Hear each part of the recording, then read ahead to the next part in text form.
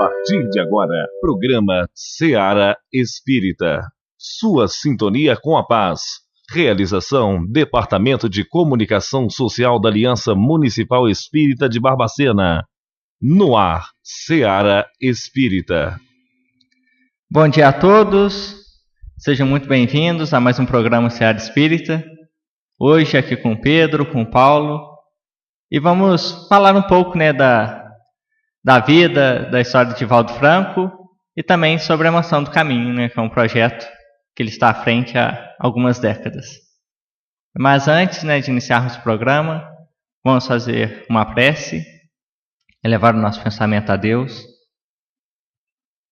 rogando a Deus, em toda a sua perfeição, sua infinita bondade e justiça, que vele por nós, humanidade, nos auxiliando durante a nossa caminhada aqui na Terra. Rogando especialmente as famílias que estão passando por esse momento de sofrimento em Brumadinho, no Rio de Janeiro, que possam ter o entendimento da bondade de Jesus e de Deus. Aqueles que desencarnaram, que possam receber o auxílio da espiritualidade. Que assim seja. Agora aqui no estúdio com o Cristiano Paiva, que também vai participar do programa, com o Sidney. Bom, vamos iniciar, falar um pouco da vida do Divaldo. Divaldo Pereira Franco, que nasceu, na verdade não foi em Salvador, foi em Feira de Santana, que é uma região a 100 km de Salvador, é uma cidade grande, tem 600 mil habitantes aproximadamente. E posteriormente mudou-se para Salvador, quando passou num concurso do IPAS, que é a seguridade social lá. Voltado para os servidores do Estado. Próprio. E ele é formado, professor, dá aula para primeiro período, e veio para Salvador, depois que passou no concurso. E a história do Divaldo começa bem cedo no Espiritismo, num caso que aconteceu depois do falecimento do irmão. Cristiano, você pode falar um pouco mais sobre este caso? Posso, sim. Bom dia a todos. Que o Mestre Jesus esteja conosco neste momento de reflexão sobre a vida e obra de Divaldo. Na realidade, Divaldo nasceu em Feira de Santana e aos 18 anos ele se formou em magistério, começou a dar aulas. E ele foi para Salvador em 1945, ou seja, antes de ele efetivamente passar no concurso. Em 47, que foi quando ele passou no concurso, ele assumiu o IPAS e nesse mesmo ano ele começou a fazer palestras, no mesmo ano que ele passou no concurso. Começou a fazer palestras, conferências, de lá para cá já foram mais de 14 mil palestras e conferências em 1.400 cidades, só para você ter ideia. Sendo dessas 1.400 cidades, 900 no Brasil e 500 no exterior. Seguindo a ordem cronológica, em 47 ele começou a fazer palestras, 47, 48, 49, 50. Em 51 ele começou a receber as primeiras psicografias, começou a psicografar e fundou o Centro Espírita Caminho da Redenção. Muita gente acha curioso o nome, mas por que Caminho da Redenção? Deve ser por conta da redenção espiritual que todos nós estamos submetidos e vamos alcançar. É porque existem colônias espirituais, cidades, colônias. Nosso lar é a mais conhecida delas, mas nosso lar abrange Rio de Janeiro, São Paulo, parte de Minas Gerais, Espírito Santo. Na Bahia, a colônia que fica sobre a Bahia e uma parte de outros estados do Nordeste se chama Redenção. Foi isso que inspirou a colocar o nome do Centro Espírita Caminho da Redenção. Foi criado primeiro, inclusive o Centro Espírita Caminho da Redenção, ela é a administradora de outros órgãos assistenciais, inclusive da Mansão do Caminho, que foi criado em 52. Foi fundado com o tio Nilcinho, mais conhecido, e Divaldo e tio Nilson, eles administraram a partir de 52. A sede administrativa é o Centro Espírita Caminho da Redenção, e que cuida não só da Mansão do Caminho, como de outros órgãos assistenciais que foram fundados e abertos dentro da Mansão do Caminho. São 84 mil quilômetros quadrados, imagina. Então tem vários órgãos assistenciais. O primeiro deles, depois da Mansão do Caminho, foi a Manjedoura.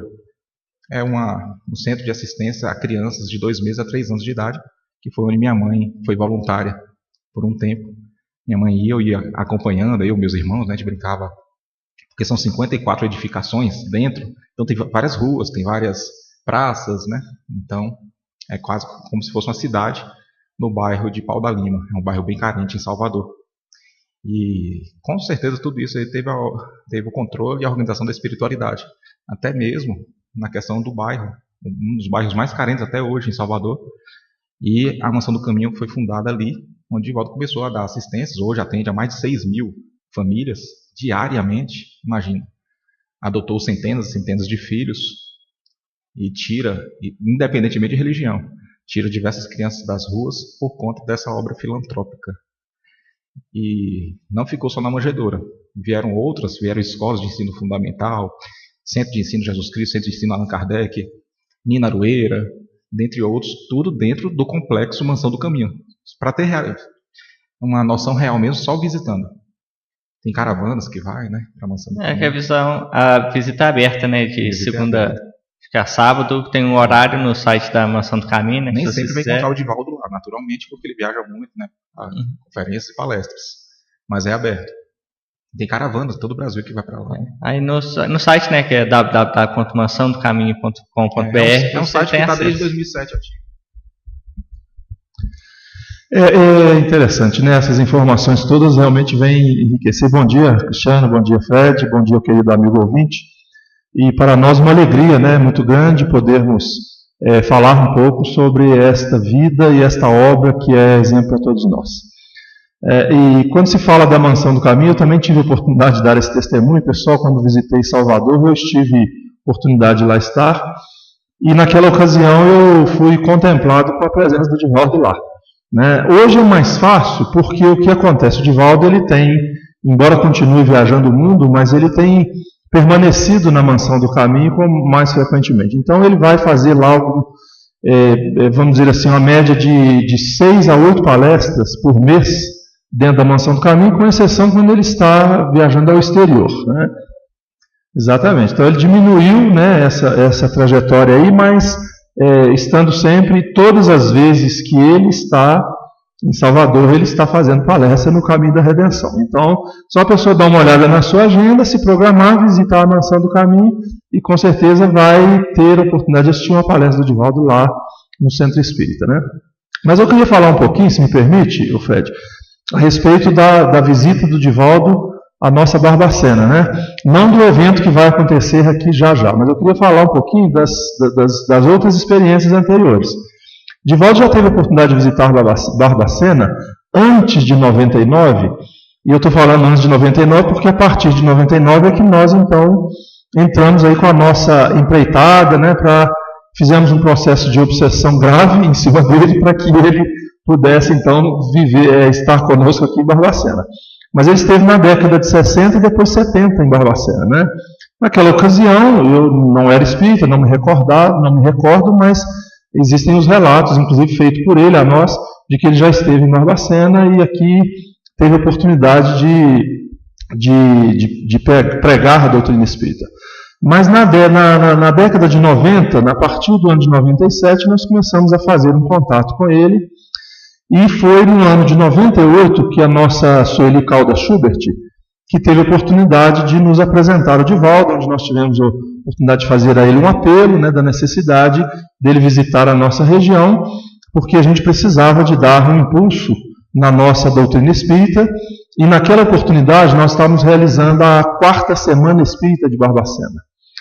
E eu me recordo que nós estávamos nos preparativos da Semana Espírita, teríamos uma reunião no domingo, né, pela manhã, e nós viajamos a Juiz de Fora no dia anterior, no sábado. E lá tivemos a oportunidade de assistir uma palestra do Divaldo, onde nós tivemos a oportunidade também de conversar com ele.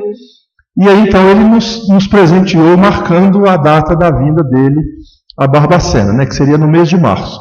Logo então no dia seguinte, nessa nossa reunião preparativa, nós então tivemos a oportunidade de noticiar aos nossos confrades de que o Divaldo abriria a nossa Semana Espírita de Barbacena, e veio realmente coincidente, não tivemos que fazer nenhum ajuste, não. A data que ele nos deu já estava em acordo com a data que nós havíamos escolhido da Semana Espírita naquela ocasião. E aí, sem dúvida nenhuma, enriqueceu muito o nosso trabalho, né? Depois, a partir daí, nós estreitamos um pouco mais os laços, né, na medida do possível, e Divaldo então retornou à nossa Barbacena no ano de 2004 e depois no ano de 2009, né? E aí depois houve esse espaço aí de tempo de 10 anos aproximadamente. Eu falei que se nós formos seguir essa ordem cronológica, ele retornará à Barbacena em 2029. Né? Então a gente tem que, se não for encarnado, com certeza estará conosco desencarnado. Divaldo que já vai completar em maio, né, 92 anos, já 5 de maio. Né, já com muitos anos dedicado ao Espiritismo e sempre, né, disposto, né, viaja o ano inteiro. Esteve recentemente na Europa, né, agora vai Barbacena, acho que é a última aqui no Brasil, depois ele retorna aos Estados Unidos para mais um Quem não teve a palestra. oportunidade de ouvi-lo pessoalmente, é muito provável que seja a última vez encarnado que ele venha a Barbacena por conta da idade, né? Vai completar 92 agora em maio. Então seria uma oportunidade ímpar. Você tinha me perguntado sobre o afloramento da mediunidade do Divaldo, terminou que eu não respondi, que eu já adentrei direto no conceito histórico, né, dele. Divaldo, muito jovem, ele perdeu o seu irmão desencarnou. E assim que seu irmão desencarnou, uma das pernas do Divaldo ficou imobilizada, ele ficou sem movimento nas pernas, imediatamente após a morte do seu irmão. E depois de procurar vários médicos, não conseguiu resolver. Uma prima do Divaldo conheceu uma médium, a Ana Ribeiro Borges, e essa médium foi até o encontro do Divaldo. Indo até o encontro do Divaldo, iniciou o tratamento de cura, e ele revelou para o Divaldo que o irmão, assim que tinha desencarnado, ele ficou muito apegado, muito ligado ao Divaldo, por isso que a perna dele, naquele caso, estava imobilizada. Então ela conseguiu fazer um tratamento que beneficiasse o irmão desencarnado e, consequentemente, o próprio Divaldo. A partir daí é que o Divaldo se interessou mais em querer conhecer mais essa doutrina. Então foi tudo a partir desse episódio, né, do desencarne do irmão dele. É que a espiritualidade mesmo direciona, né? Então ele Isso não foi por acaso, né? Não é, nada foi por acaso. Aí começou a missão dele, né? Exatamente. Embora o foco, né, do Divaldo, assim, que destaca realmente as palestras, né? Tem outro ponto que é os livros, né? A psicografia dele começou. Pois é, o curioso é que ele, apesar de ter começado a psicografar em 1947, psicografava apenas em reuniões mediúnicas. O primeiro livro, Messe de Amor, o primeiro livro foi só em 64.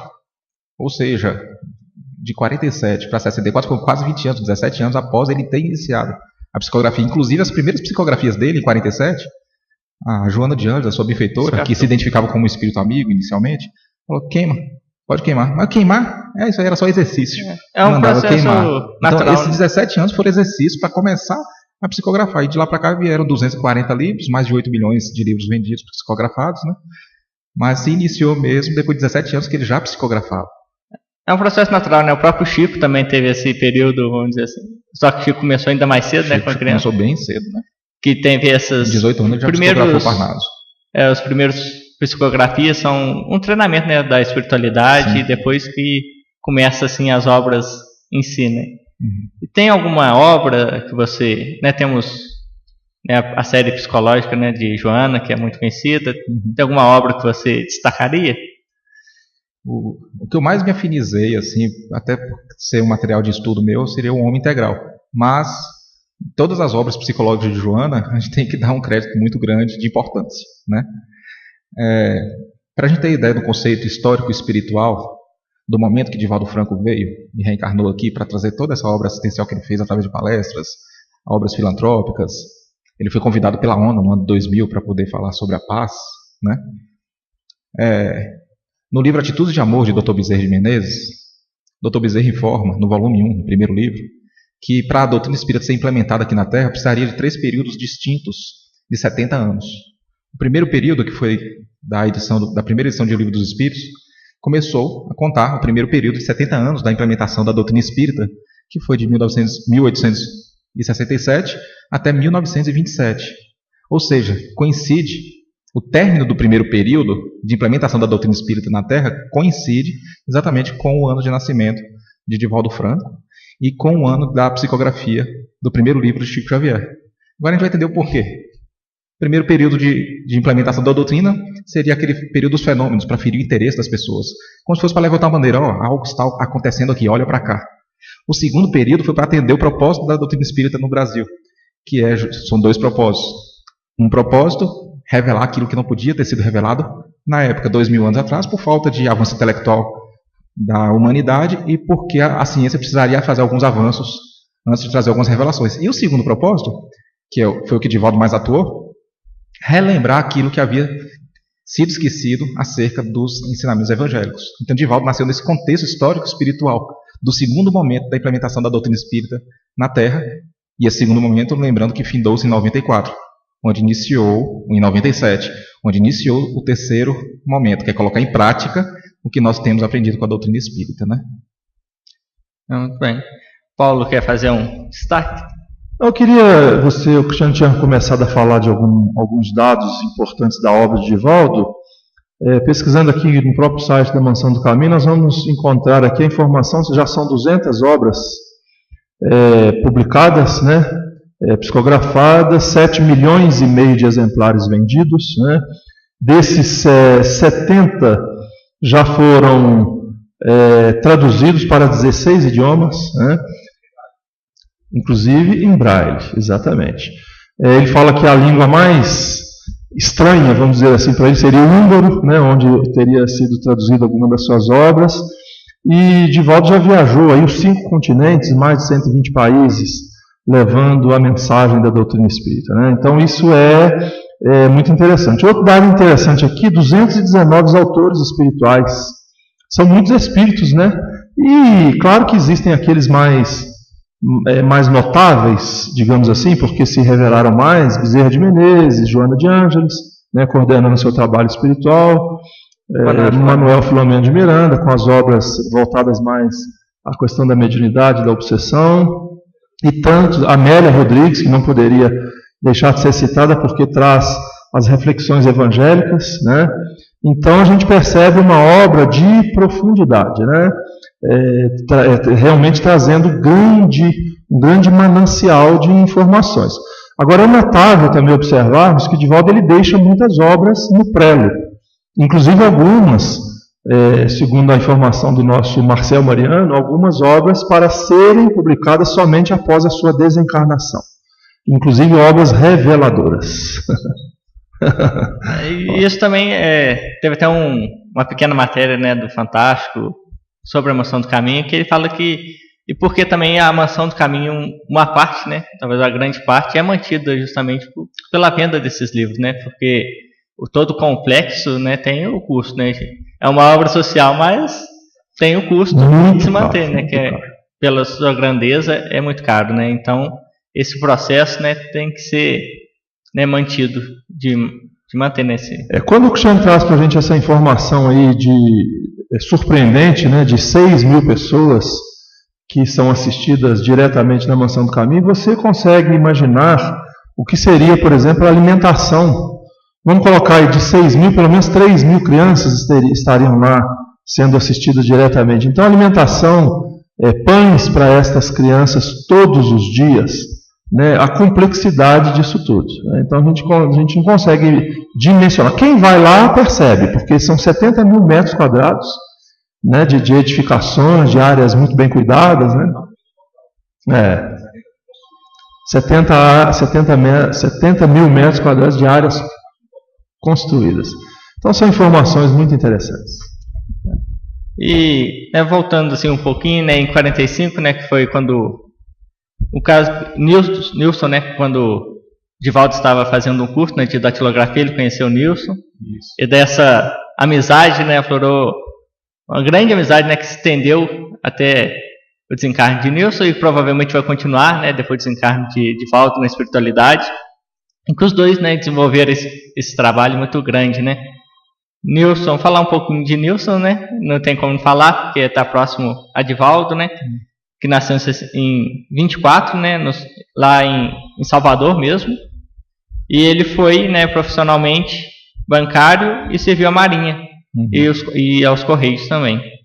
Né? E em 45, né, vinculou o Divaldo, e daí em diante, né, eles bem novos, né, fundaram o Centro Espírita, depois a Moção do Caminho, e muitas vezes, né, Divaldo, com esse ciclo de palestras, né, saía e o Nilson ficava administrando a Moção do Caminho. O tio Nilson, ele é a parte administradora da Moção do Caminho, né? Inclusive, nas palestras, Divaldo conta casos muito engraçados de quando as pessoas iam solicitar assistência, tinha filas, Divaldo acordava 5 da manhã para começar a dar assistência às pessoas, e era organizada uma fila, e as pessoas iam com a continha de luz, eu não consigo pagar. Aí Divaldo, mas aí isso é com o tio Nilson, eu não ando com carteira, tudo é tio Nilson, procura tio Nilson. A válvula de escape do Divaldo era o tio Nilson. E um caso muito dramático, quando o Divaldo estava sofrendo, ele conta isso em palestra, então eu posso contar aqui também, ele estava sofrendo uma obsessão muito grave, muito grande, por conta de sacerdotes do passado que achou que ele tinha desvirtuado, e por ter vindo para o espiritismo, etc. E sofreu um caso de obsessão muito grande. Num prédio no Rio de Janeiro, no 13º andar, esse espírito tentou empurrar ele da varanda, mas esse mesmo espírito, num processo grave de sonambulismo, conduziu o Divaldo de madrugada, lá em Salvador, à praia, e Divaldo foi entrando de pijama na água, e quando a água já estava no seu pescoço, tio Nilson, que seguiu o Divaldo, percebeu a ausência dele, seguiu e puxou o Divaldo Franco pela gola. Você quer morrer? Aí que Divaldo percebeu que estava ali no processo profundo de sonambulismo, sendo guiado por esse obsessor, né? Então, você pode falar que tio Nilson salvou a vida do Divaldo literalmente salvou a vida do Divaldo. É um caso que ele conta em palestra. Só para a gente ver a importância, e o relacionamento dos dois já deve ter sido amigos de muitos séculos, né? E continua essa amizade, com certeza. Quando você fala de sacerdócio, é porque numa encarnação anterior, né, Divaldo foi padre, né? Tanto que ele teve uma oportunidade em uma de suas viagens de visitar o convento. Exatamente. Ao qual ele serviu, né? E ele conta em uma de suas palestras esse caso, né? Deixa eu só dar uma informação aqui para não perder o gancho do que você estava falando. Quando você fala da ligação do tio Nilson com o Divaldo, eu não me lembro dele ter falado da ligação dele com Joana de Ângeles. No passado, ele não, em nenhum momento, pelo menos que eu tenha visto, ele falar dessa ligação, dessa relação direta. Claro que a gente sabe que existe, como houve entre Emmanuel e Chico, mas eu não me lembro. Mas quando ele fala da encarnação de Joana de Ângeles, ele revela que o tio Nilson foi o filho de Joana de Cusa, lá naquela história que a gente conhece do Evangelho. Essa informação eu não conhecia. Está vendo que interessante? Como já existe talvez um trio de relacionamento aí entre tio Nilson, Divaldo e Joana, que desde a época de Joana de Cusa, para os ouvintes que não estão familiarizados com o nome Joana de Cusa, né, foi uma das seguidoras do Cristo na época do Cristo, né, e morreu justamente por se declarar cristã. E quem quiser saber mais da biografia de Joana, os ouvintes que nos escutam, não vai dar para narrar aqui no tempo que nos está disponível, mas só colocar no Google Joana de Ângeles. Foram várias, mas uma das mais importantes depois de Joana de Cusa foi Joana Angélica, em Salvador, inclusive, ela defendendo a congregação das freiras, e morreu por conta disso, né, por estar defendendo as freiras que durante a guerra queriam invadir, queriam estuprar, e ela, 1700 alguma coisa, século XVIII, e ela defendeu literalmente com unhas e dentes, não tinha armas, né, ela defendeu com unhas e dentes e morreu por conta dessa tentativa de impedir que os soldados entrassem e abusassem das freiras. E aí ficou conhecida, né? Tem uma avenida enorme em Salvador, chamada Joana Angélica, em homenagem a Joana Angélica, que é a Joana de Ângeles.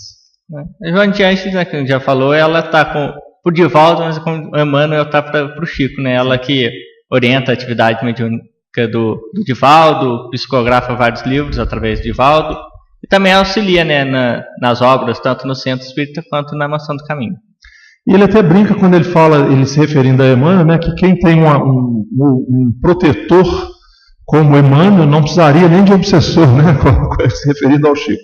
E ele fala que no caso dele não era, ela sempre foi muito, Joana sempre foi muito enérgica, embora muito amável, né, como a postura realmente de uma mãe mesmo. E ele narra o episódio quando ele estava na cidade do México, na ocasião daquele grande terremoto, e ele então estava acometido lá por uma febre, algo que realmente o estava incomodando muito, mas ele cumpriu os seus deveres, fez a palestra que havia lhe sido proposto, depois ele segue para o hotel para descansar. Quando ele chega ao hotel, que ele teria as pretensões de repousar, descansar. Aí Joana então aparece para ele e diz assim: de pé, porque eu pretendo escrever um livro até às 6 horas da manhã. Né? E aí ele diz: será que a senhora não tem misericórdia de mim, compaixão? A senhora não está vendo que eu estou quase morto, eu estou 90% morto? Eu falei: qual é, o que tem isso? Eu estou 100% morta. Né? Ela briga com ele assim. E aí deu o resultado de uma pequena, grande obra chamada Filho de Deus. Uma obra belíssima que ele psicografou naquela madrugada, mesmo estando com aquela debilidade naquele momento. Então a gente percebe assim, o comprometimento, né, o trabalho espiritual e a ligação desses dois espíritos. Me recordo também no momento em que ele é questionado se Joana teria sido a reencarnação de Clara de Assis. Ele não diz que sim, mas aí ele conta um episódio quando ele teve a oportunidade de visitar e no momento em que ele estava lá, diante dos despojos, da relíquia de Clara de Assis, então ela aparece, Joana de Anjos aparece para ele e ele consegue ver a semelhança física entre as duas. Ou seja, ficou ela não disse para ele que era, mas também não disse que não era. Né? E ficou aquela grande incógnita, mas ele podendo interpretar de que havia muita semelhança em ambas. Isso, nesses casos, é uma característica, né, das palestras do Divaldo, ele contar alguns casos para ilustrar, junto com o ensinamento, né, do Espiritismo, o que torna, né, tão interessante as palestras, engraçadas, né, que você vai aprendendo junto com os casos, toda a doutrina. É muito interessante, né, isso. Voltando, né, eu falar um pouco do Divaldo, né, sobre a assistência social, né, que ele começou, mas pergunto, né, ele teve vários filhos adotados, por que ele não quis constituir família? Divaldo conta até isso numa palestra. Pergunta para ele, né, porque não casou e tal, e ele, numa palestra, voluntariamente, ele relatou que uma vez ele se apaixonou, se interessou por uma moça, ele, para ir trabalhar, pegava o bonde, toda vez que ele entrava no bonde, seria hoje como se fosse o ônibus hoje, né, naquela época tinha um bonde, a moça estava sentada, e eles começaram a trocar olhares, sorrisos, pequenos diálogos, até que um dia, em uma dessas idas, ela prometeu guardar lugar para o Divaldo do lado dela. Vou guardar seu lugar aqui. E ele ficou super animado, esperando ansiosamente pelo outro dia, onde ele ia sentar do lado da moça que estava gostando, né, para poder estreitar esses laços afetivos. Só que quando chegou no outro dia, ele entrou no bonde. Divaldo narra que tinha um homem sentado do lado dela, um espírito desencarnado. Ele falou que era tão real que ele tinha dificuldade de discernir entre encarnado e desencarnado, mas ele sabia que era desencarnado porque a moça ficava insistindo para ele sentar. Senta aqui, senta. E ele balançava a cabeça. Não vou não. E não podia falar o motivo, né? Naquela época, falar que ela tinha um espírito do lado dela, aí que ia espantar a moça mesmo. E ele ficou envergonhado porque ele não tinha coragem de sentar no colo do espírito. Não vou sentar no colo do espírito, né? E aí ele ficou tão envergonhado que nas próximas vezes ele pegava uma outra rota, um outro bonde, para não ter que encontrar mais com a moça. Ele falou, depois disso não quis saber mais de relacionamento nenhum. Ia ser complicado, vou ficar com minhas obras assistenciais mesmo. E isso é a justificativa de Divaldo não ter se relacionado, né? Mas tem muitos filhos adotivos registrados oficialmente como filhos dele mesmo. E aí a gente percebe o porquê disso tudo, né? De forma muito cômica, Divaldo conta isso, mas a gente percebe a importância porque realmente Divaldo ele veio com o compromisso de ter uma grande família, que é a família espiritual, acolher muitos filhos que não são seus filhos consanguíneos, mas pela necessidade de amparo. E eu até estou desconfiado que foi a Joana que no seu perispírito se moldurou como homem, sentou do lado da moça para dizer assim, aqui não. Então é muito interessante a gente observar o compromisso desse homem, não como restrito a uma família, porque uma família iria limitá-lo muito. Imaginemos o Divaldo tendo esposa e filhos e tendo que ficar 30 dias viajando ao mundo, ou talvez até mais, sem a presença dele quanto a família consanguínea. Né? Dentre as adoções tem uma bem peculiar. Divaldo tinha uma irmã mais velha, irmã biológica, consanguínea mesmo, e ela cometeu suicídio. Divaldo era bem pequeno. Ela chamava Divaldo de Didi. Era o único que chamava de Divaldo por esse apelido, Didi. Passado um tempo, chegou uma pessoa lá procurando a mansão do caminho, porque estava com muita dificuldade, e tinha uma filha que tinha problemas mentais graves. Divaldo acolheu. Joana de Anjos revelou. Ela é sua irmã, Divaldo.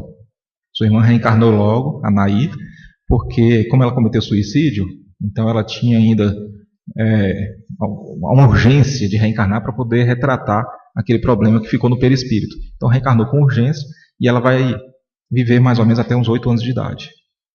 Divaldo perguntou: posso falar para a mãe biológica? Pode, para preparar o espírito, pode.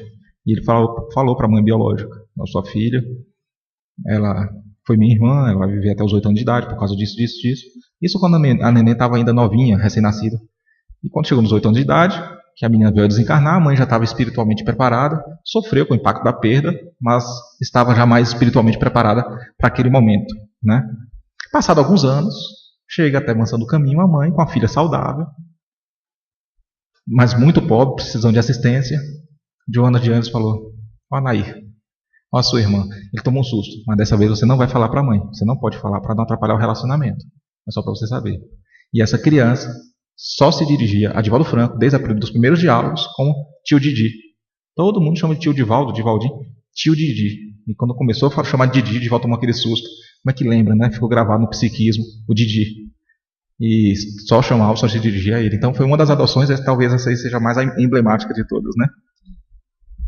E se me permite contribuir com um outro caso também muito interessante, você já havia adiantado aqui a relação dele com o obsessor que o acompanhava consideravelmente, na verdade, lhe privava da sua privacidade, né? Que ele o identificou como máscara de ferro, né? Aquele espírito que nas horas mais inconvenientes aparecia para ele e para lembrá-lo que estava ali para persegui-lo, né?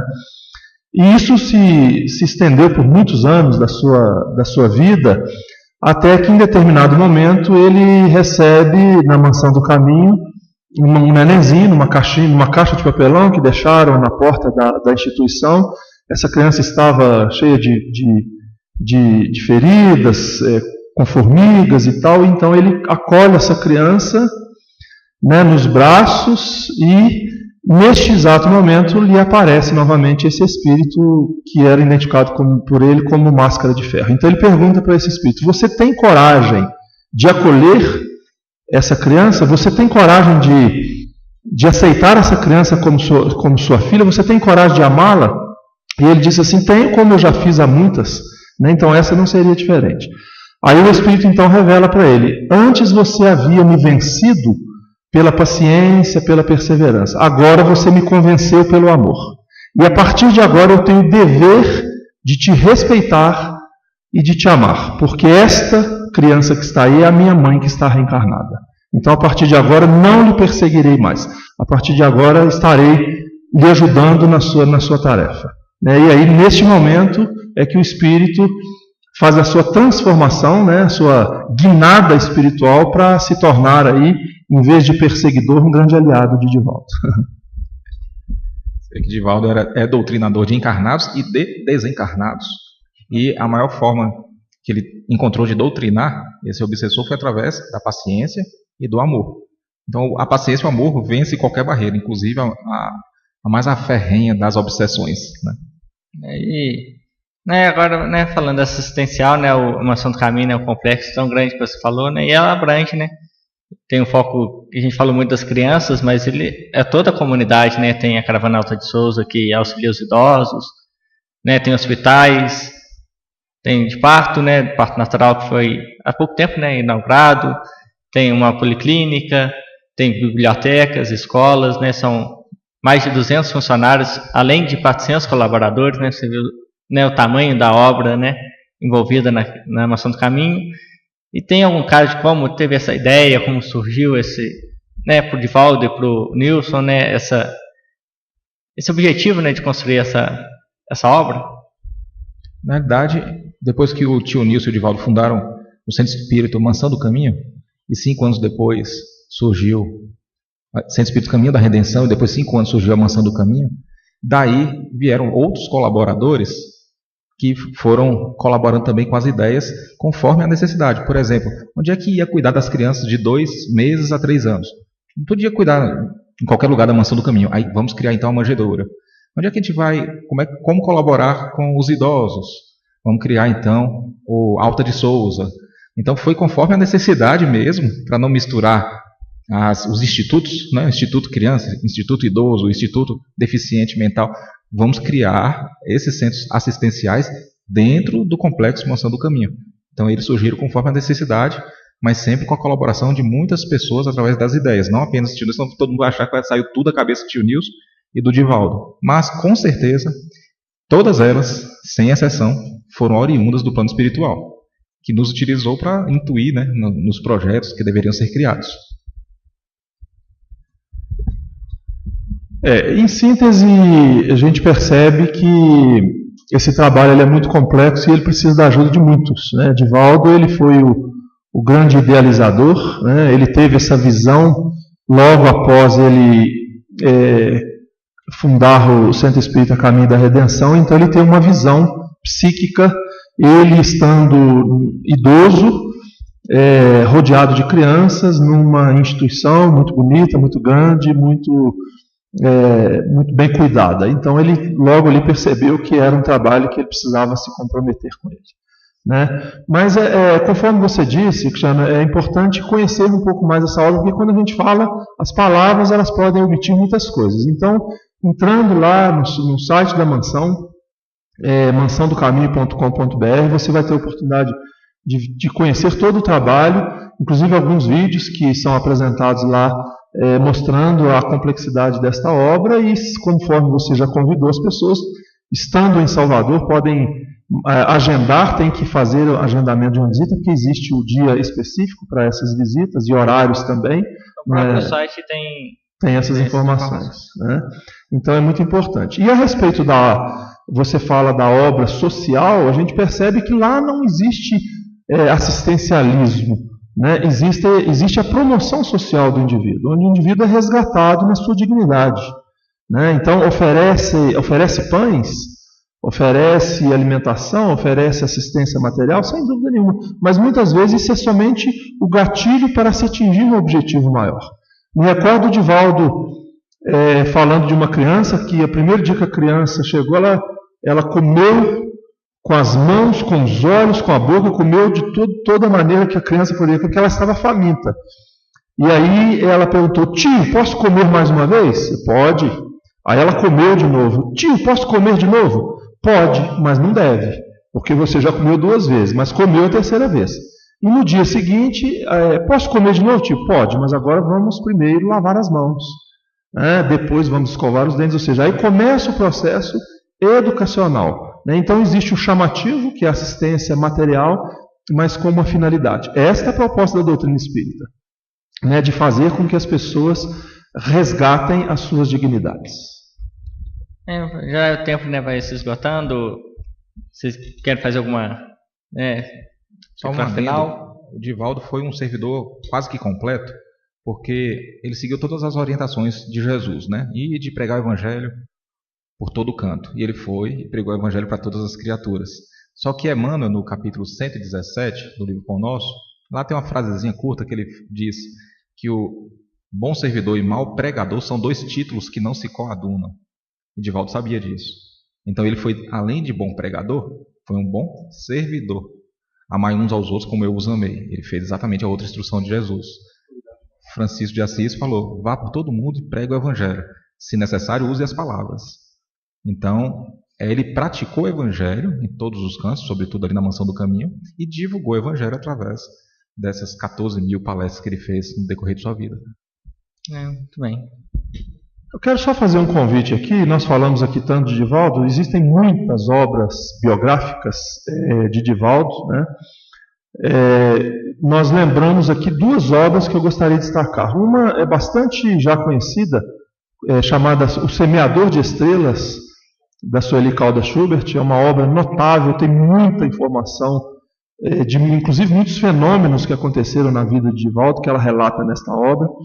E o mais recente, Divaldo Franco, a trajetória de um dos maiores médiuns de todos os tempos, da Ana Landi, que eu tive a honra de conhecê-la também, uma pessoa muito gentil, jornalista, e que escreve esta obra com isenção, né, porque ela foi na condição de investigadora, pesquisando, fazendo uma pesquisa profunda, e então publicou esta obra, que nós convidamos a todos a conhecê-la, porque este livro, né, porque realmente traz aí com fidelidade as informações desse mestre a quem nós temos a honra de acolher em Barbacena mais uma vez. Gostaria, Fred, só de lembrar do local, né, mais uma vez, você vai falar possivelmente, né, lá da Escola de Aeronáutica, às 20 horas, quarta-feira. Lembrando que a gente tinha uma agenda para segunda e ela foi mudada. Eu até destaquei isso porque algumas pessoas ainda estavam perguntando, estavam na dúvida, né? Então, nós tivemos essa mudança, essa alteração foi feita pelo próprio Divaldo. É curioso porque o Dr. Gamonal me ligou dizendo assim, olha, está sendo divulgado no site da mansão dia 13, e a data que nós temos aqui é dia 11. Eu falei, não, a data que o Divaldo passou, para mim foi dia 11, então nós temos que verificar e manter a data. Deve ter sido um erro lá de informação, de comunicação lá na Mansão do Caminho. E aí começamos a tentar investigar isso, inclusive na própria mansão. Não, a data que nós temos aqui é dia 13, não tem outra data, a data é dia 13, e a data que nós tínhamos era dia 11. Eu falei, a única pessoa que vai poder nos confirmar isso é o próprio Divaldo. Agora, como falar com ele? Já que ele está viajando, está na Europa, estava na Alemanha, e eu falei assim, vou correr o risco, vou escrever um e-mail a ele, e aí vamos aguardar se nós vamos ter resposta. Não passou meia hora, viu, Cristiano, que ele já nos deu a resposta, dizendo que havia acontecido um equívoco da parte dele e que a data de Barbacena teria que ser realmente ajustada para o dia 13. Né? E aí ele escreve, abraços de Berlim, Divaldo, ou seja, é a dinâmica dele, né? De logo já responder com muita presteza, com muita atenção a todos nós e sem dúvida nenhuma disposto ao trabalho. Bem, a gente vai encerrando o programa, né? Só lembrando, né, que o evento é gratuito, não precisa de inscrição, é só a sua presença, né, lá nos prestigiando, né, o Divaldo na sua palestra. Agradeço ao Cristiano, que você tenha muito sucesso na sua caminhada, né, divulgando o Espiritismo. Agradeço ao Paulo, ao Sidney, ao Pedro, ao Domingos, que estão aqui no estúdio, a você ouvinte, que tem uma semana iluminada, cheia de trabalhos no bem. Tenham todos uma excelente semana e um excelente dia. Você ouviu o programa Seara Espírita, realização do Departamento de Comunicação Social da Aliança Municipal Espírita de Barbacena, Seara Espírita.